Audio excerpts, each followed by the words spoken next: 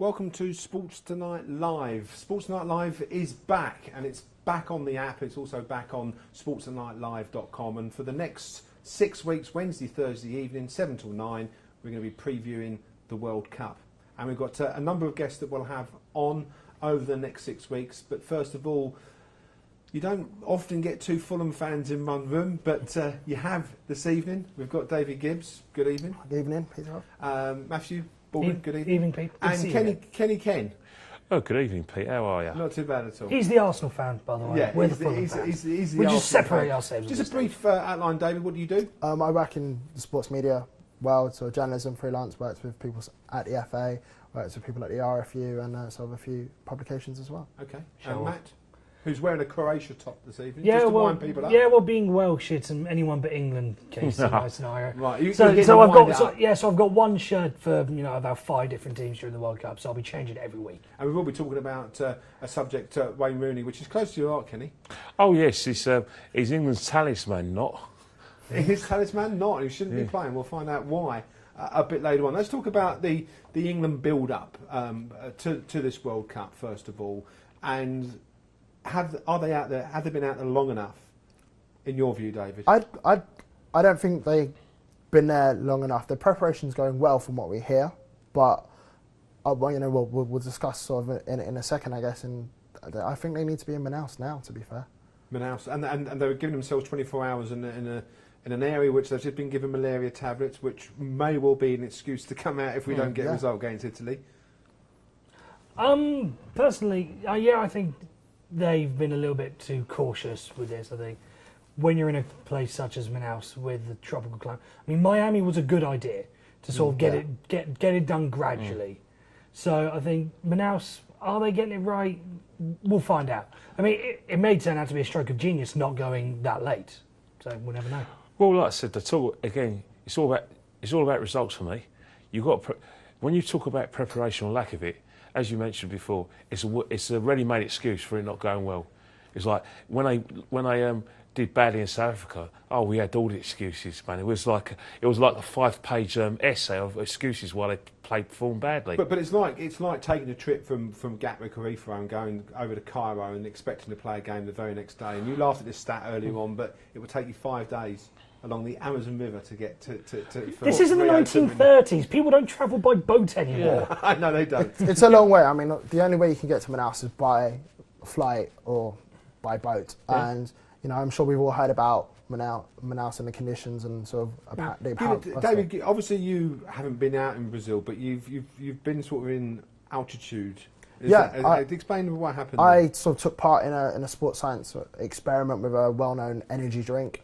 And we played 5-a-side in the conditions of Manaus on the day. So it was 32 degrees, 76% and humidity. How was that done? I mean, was you like in a bubble of? Yeah, we were basically in a 5-a-side pitch with closed doors, with the lack of oxygen and sort of humidity pumped into the room to replicate the conditions. And I tell you what, the first thing I felt was the heat and the moisture hit you. It literally hits you like a wall. Within 2 minutes of playing, my hands were very clammy, and it's when you play in it, the mentality is that gets to you. You lose concentration. You start. Well, you're not a professional footballer by any means, but you felt the fatigue after what? I felt the fatigue after about 5 minutes. I actually came off after 8 because my heart rate was 3 times what my resting rate was. Your point about energy drink, and we can't mention energy drink, and that's where I think these water breaks that everyone keeps going. Pardon? Do you ever take an energy drink? Well, I don't do all that much exercise, as you can see. But anyway, all the commentators in the build have been saying, how these water breaks are going to be key. I think that is going to be a very crucial part to it. You don't want England players running on empty after 30 minutes. You're going to have a break. I mean, I lost a litre of sweat in playing 50 minutes of football, right?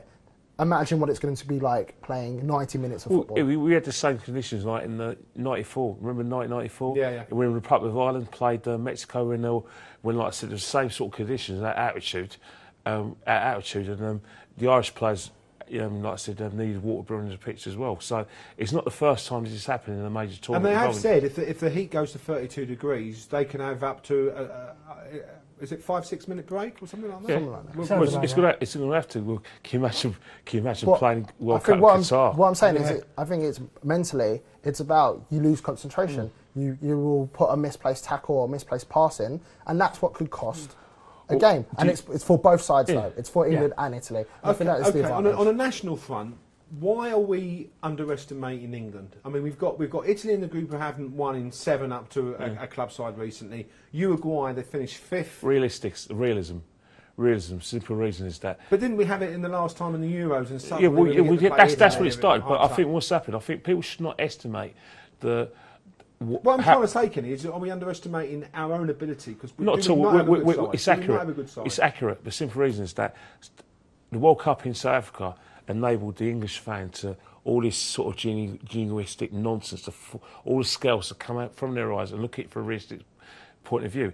The game in England is too fast. There's no winter break. They concede possession too much during games to the extent that they're not going to. They're not going to do well at all. There's a lot of nationalities that play in the Premier League. The loss to Germany in the last World Cup was definitely a wake-up call for England. Yeah. Right? It woke England up and went, you know what, we are nowhere near the top table of football, of world football.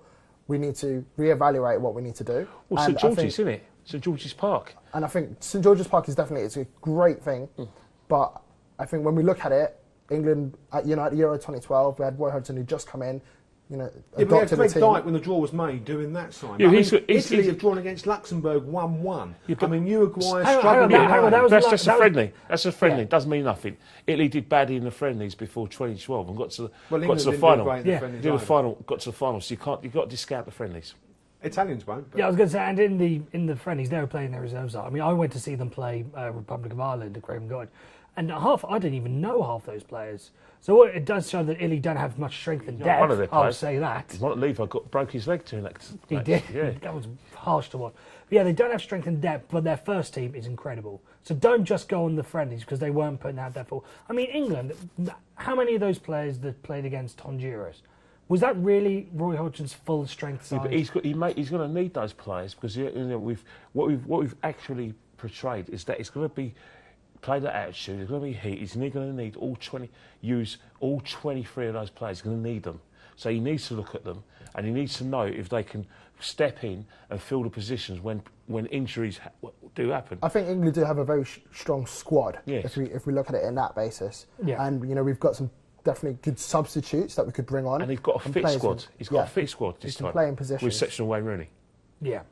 Talk about Wayne Rooney. You're against Wayne Rooney, aren't you? Well, of course, I think you say he's not fit. Well, he's not fit. He's not fit. You see his interview. The first question I said, "Why are you in Portugal?" "Oh, I just came back. I've just been injured, and I just needed 2 physical trainers to help me get fit for the World Cup. Where I'm going to start flying all over and I'm going to have a great World Cup." No, this is my position. Who's going to play that number 10 role? You keep saying all Wayne right, Rooney. who's going to play number 10 role? First, before I answer that question, all right, we've got 2 players, Lallana and Barkley. Barkley's fit. He can play that role. Barkley's not an out-and-out striker, though. He's not an out-and-out striker, but we've already got an out-and-out striker. We've got Daniel Sturridge, an out-and-out striker. So we've got Sturridge, and then Barkley. Barkley can play behind him, and Barkley will create chances. But can he last the 90 minutes? Could he play 2 games? Can Rooney last 90 minutes? I think Rooney could. Is it fair to say though, when Roy Hodgson names his first 11, that the first 2 names he puts on that first 11 is Steven Gerrard and Wayne Rooney? Joe Hart. No. Joe Hart. No. And the rest of the back five. Wayne Rooney doesn't pick himself. Wayne doesn't pick himself.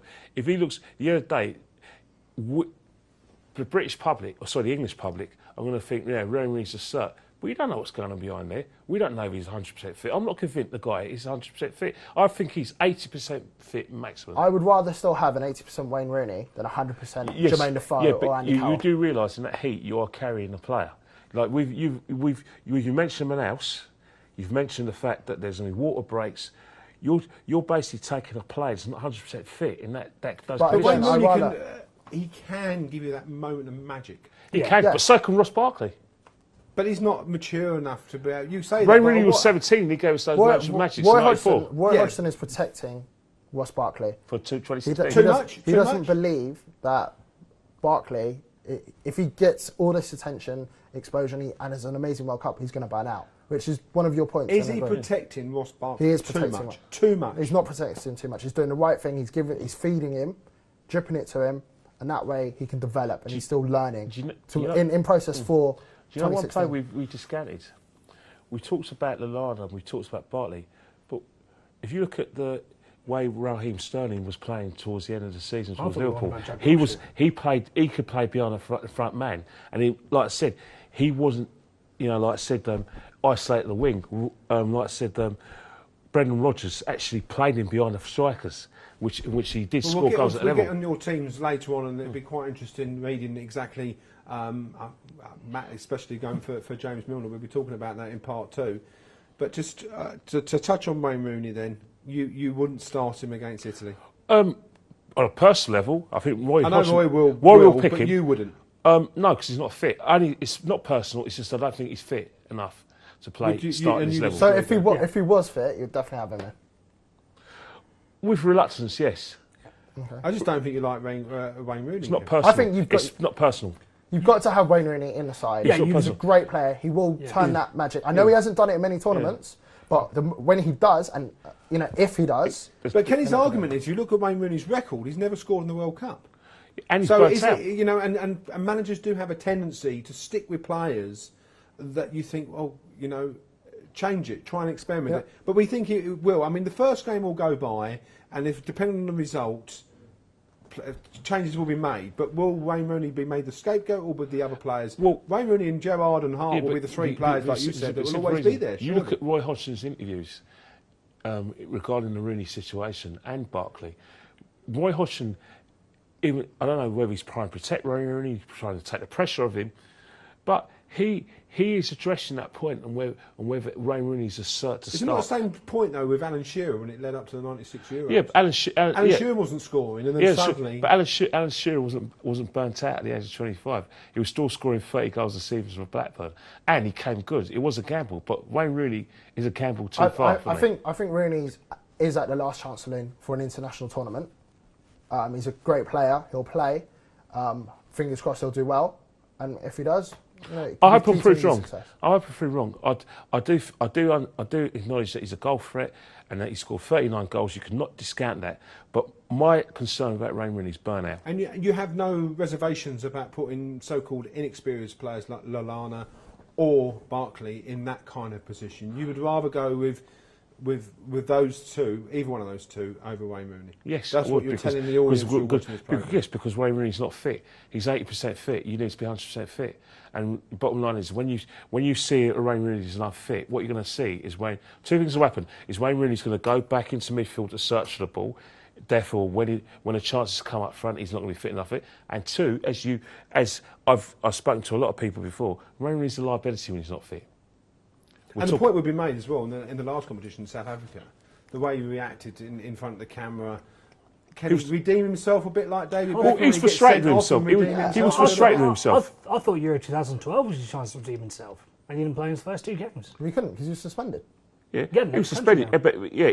Liability, as Kenny was saying. He scored from a yard against Ukraine in a game that mattered, i.e., the game where it was win or bust. He was anonymous. But then again, the whole team was anonymous. But this is Wayne Rooney, who is the fulcrum of his son. This is his chance to prove it. Yes, he needs to prove it, and I think he will. I think he's definitely number 2 or 3 on the team sheet when it gets put out. Well, that's exactly what I said. He needs to start hit the ground running against Italy. There's none of this, no excuses. Hit the ground running. I don't want a situation where I don't want him charging back into midfield trying to help out. I want him to do what he should be doing, i.e. playing in front of the front, creating chances, and when the chances arise, he's in a fit enough condition to take those chances. I'm not convinced about Wayne Rooney at this level anymore. Okay, all right. Well, we've got plenty more to talk about. I'm sure you're going to get quite a few people on Twitter, knowing that you're an Arsenal fan, giving you a little bit of stick. Well, you know, they're entitled to their opinion, but these will be the same people who 6 months later will be slagging Wayne Rooney off when I'm proved right. Right, okay. Well, it's a long tournament. Is Kenny right? Is Wayne Rooney a liability? Is he not fit? We'll talk about, get your views on that, and we're going to be talking about the England team a little bit later after this short break. Now, don't forget, we're back on Thursday evening. We've got a special ultimate betting guide. We've got Nigel Seeley, Rory Durrani from Stan James. We're going to be talking all things betting during the course of the World Cup as well. Don't forget to join us in part 2, where these guys will give us their England 11 to play Italy. We'll also look at the chances of winning that group as well. We're going to be back after this very short break.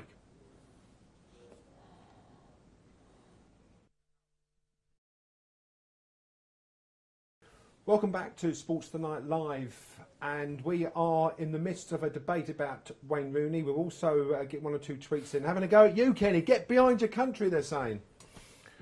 Come on, Kenny. We're all entitled to opinion.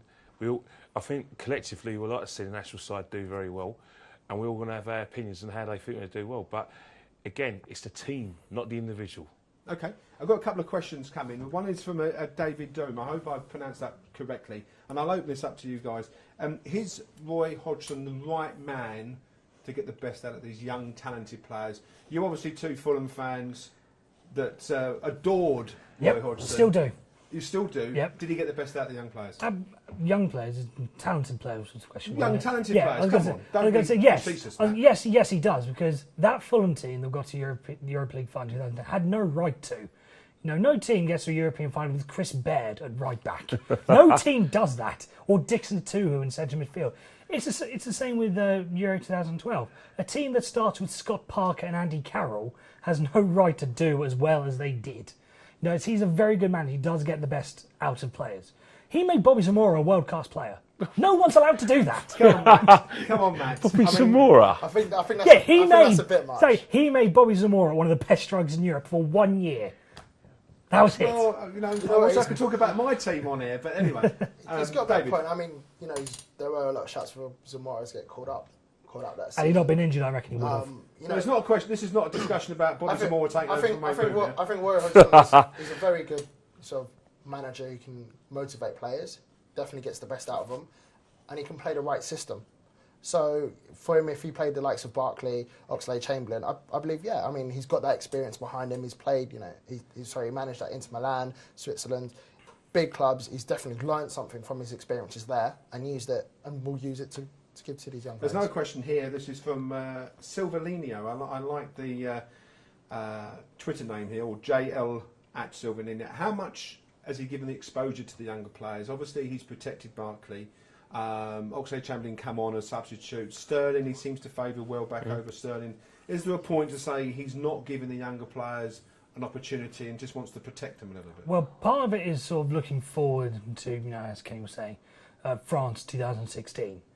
He wants to get and sort of burning them out. He wants to use it right. I mean, we were saying beforehand, you don't want to use Raheem Sterling too much. Otherwise, come Russia 2018, when he'll be, I forget his age, like 22, he'll play too much and he'll be burnt out. So you've got to be careful how you use the young players. I think he's also handling with the media as well. The media and the public expect a lot from these players. I'm seeing them week in, week out in the Premiership. If you almost give them the exposure that they sort of, the media and the fans want, yeah, they are going to get burnt out. But isn't the case of some previous World Cups where you've left the younger player out, i.e. Michael Owen, and suddenly he comes and scores a wonder goal? Or certain younger players, after a defeat or a draw, I mean, say for example, we lose to Italy, then the call will be to get the young players out. And he'll be under a lot of pressure to do that. That happens all the time, though, isn't it? After the first game of every tournament in this country, the first thing they'll go, you've got to make changes, you've got to bring the young players on. And sometimes it works. It worked in '98 with Yowen. But I think with Roy Hodgson is that Roy Hodgson should have got a job probably 10 years ago. He was definitely should have got a job before Sven-Göran Eriksson. Sven-Göran Eriksson, I don't care what anyone says, one of the worst coaches this country's ever had.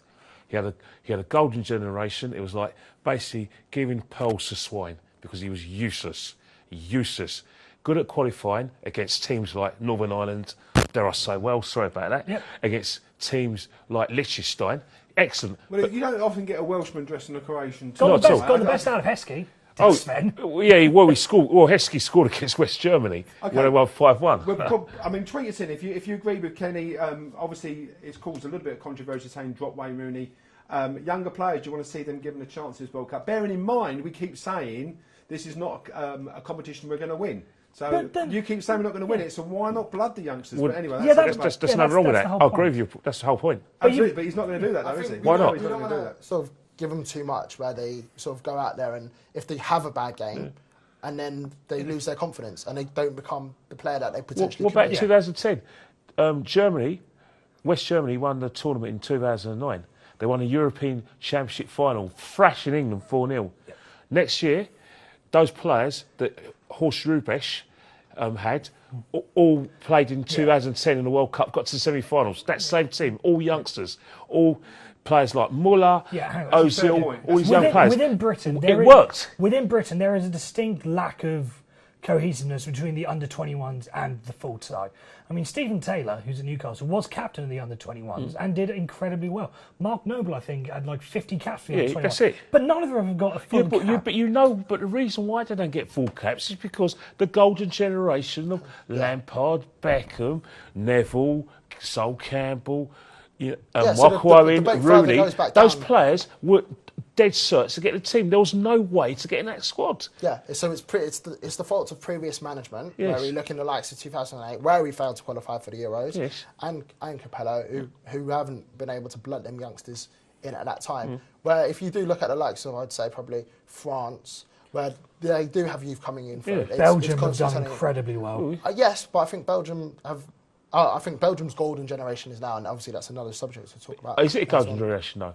Well, I mean, we'll talk about that later, won't we? We'll talk about that. Let's now go through your England 11s.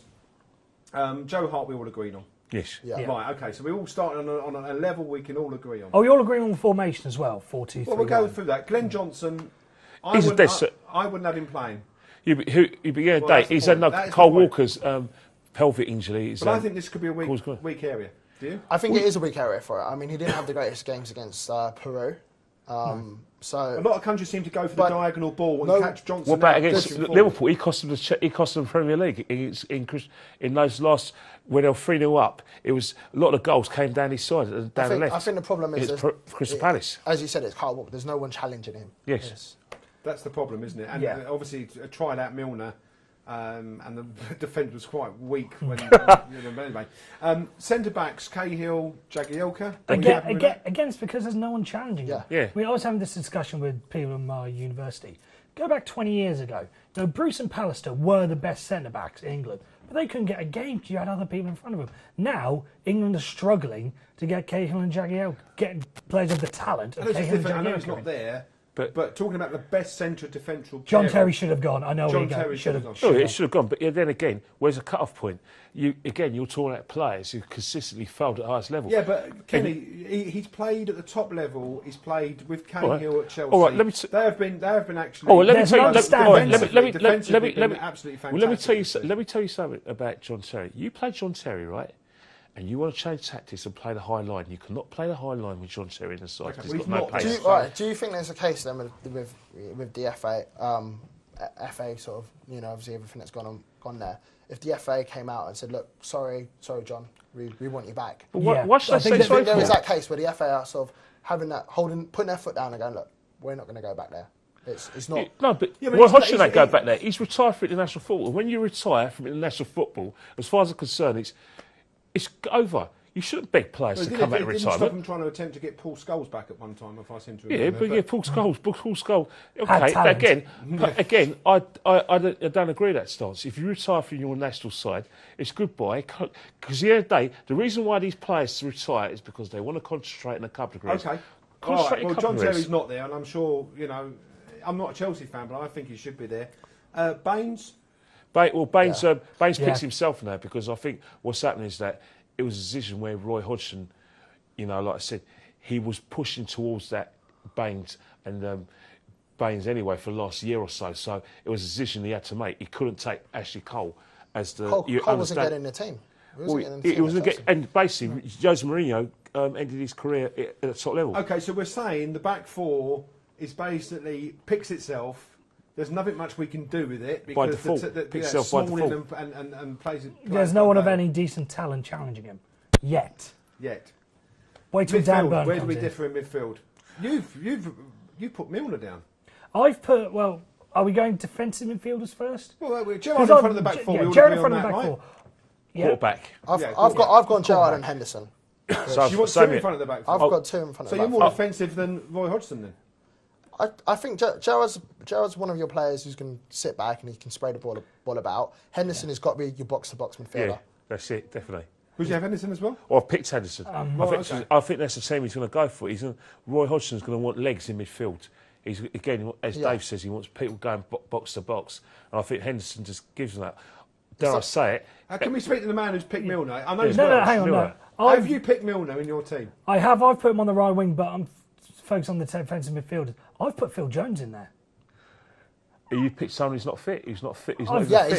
he's not fit and he hasn't played But well hang this on, season. I misunderstood this whole thing. I thought this was This is pick the best if we were an England 11 England. against I thought Italy. this was if we were an England manager. Who would we pick? Well, And I'm a big that's your fan of Phil Look, Jones. if that's your best 11, that's your best 11. Yeah, I think stick Phil Jones and Andrea Pirlo. He'll shut him down. Would you? I mean, that's a point, though. I Yeah. don't take your point about Jones, but would you get a man to man-mark Pirlo, considering Pirlo? The other option is if Wayne Rooney wants to be this box-to-box midfielder, have him sitting alongside Gerrard and put him in the, I'm going to sound like a hipster here, but in the Yaya Toure role, sitting deep and then bombing forward. Because he wants to do it. He wants to track back and out back and defend. Let him do it. Yeah, and he's out of position, and which means you got a spare man in midfield. Okay, it doesn't so work. David, you're going for Gerrard and Henderson. I've got Gerrard and Henderson. I went Gerrard and Jones. Gerrard and Henderson. You know why I went for Jones? Because it's a Welsh name. I went to Jones. Sorry, brother Jones. I went Henderson and Gerrard. Henderson and Gerrard. Right, left. Left, I've gone Welbeck because I think Roy Hodgson's going to pick Welbeck anyway because Welbeck's been a. We read good- about the injury that was. Yeah, I was going to disclosed say, today. if you've heard these stories, apparently he's been got a knock. He didn't train today. He didn't train today. Well, I think if he's fit, then Welbeck will play in Roy Hodgson's team because he's got pace, he can get back and help Baines, and he scores a goal at international level. He scored 22 appearances, 8 goals. Can't argue Are you with that. agreed? I mean, we've both gone for Lallana, haven't we? Yeah, bit of creativity on there. He's had a good season. I don't disagree with Kenny's picking team him doesn't away. involve Wayne Rooney, so that's why he can get the line and Welbeck. You in there, haven't can't seen my team. You haven't seen my team. I've gone with who Roy Hodgson's going to pick, and you'll find that Wayne Rooney's in that team that I've put in, but it's not my team. Okay. But I think that's what Roy Hodgson's going to pick. Right, okay. You've misread what we asked you to do, Kenny. It was to give your Absolutely. 11. Right-hand side. Right, my right-hand side, I've gone with pace. I've gone Raheem Sterling. I think I would have gone. Do you think Hodgson will pick Graham Sterling? I think he probably would. Yes, for a simple reason. He wants pace. He wants to attack Italy's left-hand side defence, and I think what will happen is that. I think that it's the Italian back four will struggle against Germany in pace and movement. I agree. I've gone with Sterling as well. With Oxlade-Chamberlain, doubtful. Yeah. I would say very doubtful for the Italy game. Mm-hmm. I think he would have started with Oxlade. Oh, absolutely, yeah. And then probably brought Sterling on later on.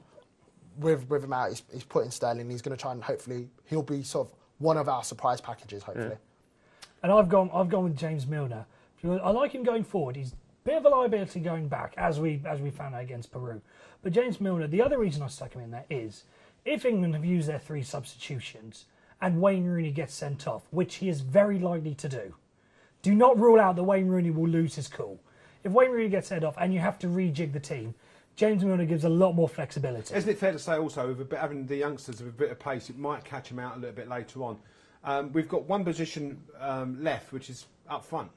Well, I've gone for Wayne Rooney, not because simple reason. I think that's the team Hodgson going to play, and Hodgson will argue that, and I think argue convincingly that Wayne Rooney scored 39 goals in international level, which is a lot of goals.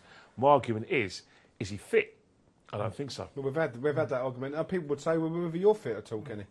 they're entitled to say that. I'm not a professional footballer. So quickly, the 11 that you would like to see, Kenny. Quickly. Well, Wayne Rooney wouldn't be in it. Let's get out for your 11. I'll have Lallana instead of Rooney, and I'll just have Sturridge up front. Yeah. Okay. Sturridge up top. He's the most prolific English goal scorer. You've got to go for it. Sturridge up front, Rooney just behind him. And what I said earlier, I think Rooney and Sturridge work well together.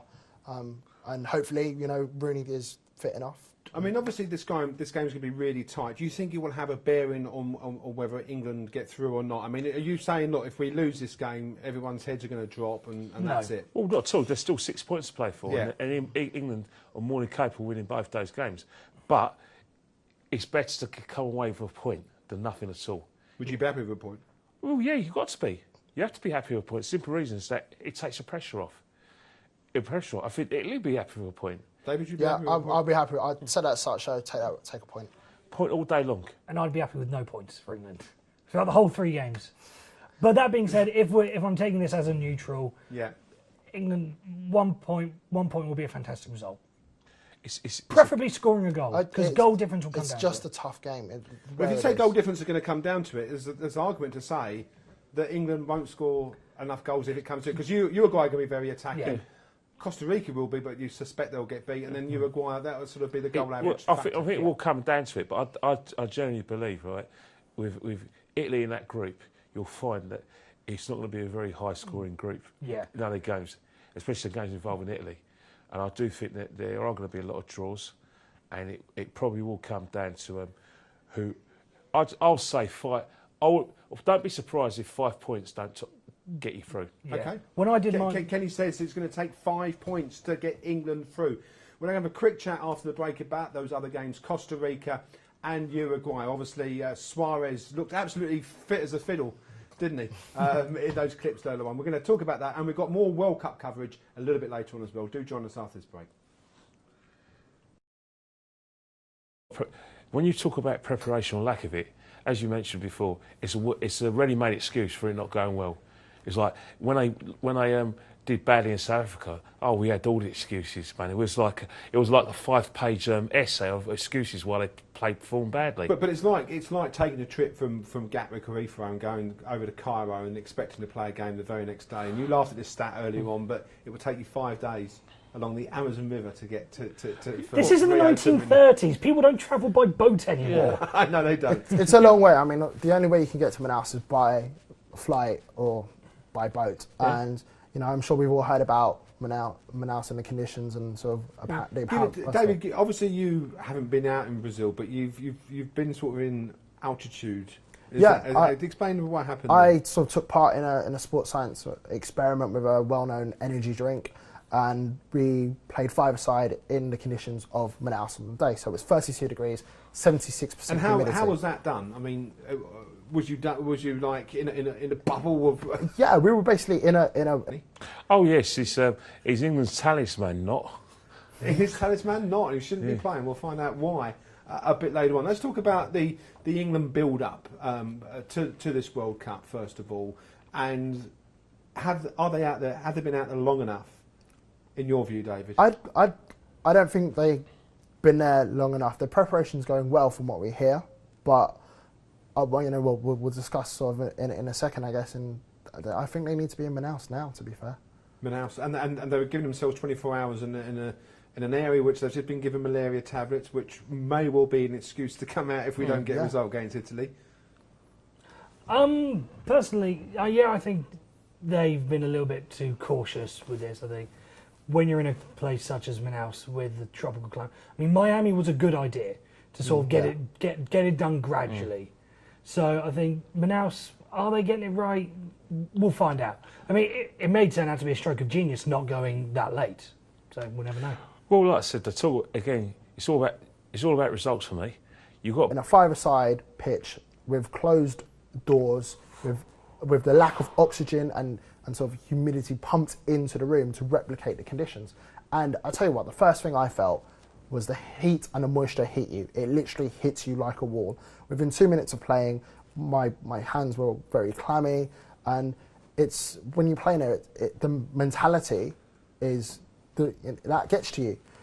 You lose concentration. You start. Well, you're not a professional footballer by any means, but you felt the fatigue after what? I felt the fatigue after about 5 minutes. I actually came off after 8 because my heart rate was 3 times what my resting rate was. Your point about energy drink, and we can't mention energy drink, and that's where I think these water breaks that everyone keeps going. Pardon? Do you ever take an energy drink? Well, I don't do all that much exercise, as you can see. But anyway, all the commentators in the build-up have been saying, you know, how these water breaks are going to be key. I think that is going to be a very crucial part to it. You know, you don't want England players running on empty after 30 minutes. You're going to have a break. I mean, I lost a litre of sweat in playing 50 minutes. Welcome to Sports Tonight Live. Sports Tonight Live is back, and it's back on the app. It's also back on sportstonightlive.com. And for the next 6 weeks, Wednesday, Thursday evening, 7 till 9, we're going to be previewing the World Cup. And we've got a number of guests that we'll have on over the next 6 weeks. But first of all, you don't often get two Fulham fans in one room, but you have this evening. We've got David Gibbs. Good evening. Good evening, Peter. Matthew Baldwin. Good evening. Evening, Pete. And Kenny Ken. Oh, good evening, Pete. How are you? Not too bad at all. He's the Arsenal fan, by the way. Yeah, We're the Fulham fans. he's the We'll Arsenal just separate fan. ourselves. Just a brief outline, David. What do you do? I work in the sports media world, so journalism, freelance, worked with people at the FA, worked with people at the RFU, and sort of a few publications as well. Okay. Sure. And Matt, who's wearing a Croatia top this evening, Yeah, just to well, wind people up. yeah, well, being Welsh, it's an anyone but England case in my scenario. Right. So I've I've got one shirt for about 5 different teams during the World Cup. So I'll be changing it every week. And we will be talking about a subject, Wayne Rooney, which is close to your heart, Ken. To football, right? Imagine what it's going to be like playing 90 minutes of football. We had the same conditions like in the '94. Remember 1994? Yeah. When the Republic of Ireland played Mexico, when like I said, the same sort of conditions, that altitude, and the Irish players, like I said, needed water brought into the pitch as well. So it's not the first time this has happened in a major And tournament. they have said if the heat goes to 32 degrees, they can have up to is it 5-6 minute break or something like that? Yeah. Something like that. Well, it's going to have to. Well, can you imagine playing World Cup in what Qatar? I'm saying is, I think it's mentally, it's about you lose concentration. You will put a misplaced tackle or misplaced pass in, and that's what could cost a game. And it's for both sides though. It's for England and Italy. I think that is the advantage. On a national front, why are we underestimating England? I mean, we've got Italy in the group who haven't won in 7 up to a club side recently. Uruguay, they finished 5th. Realism. Simple reason is that. But didn't we have it in the last time in the Euros and stuff? That's what it started. But I think what's happened. I think people should not estimate the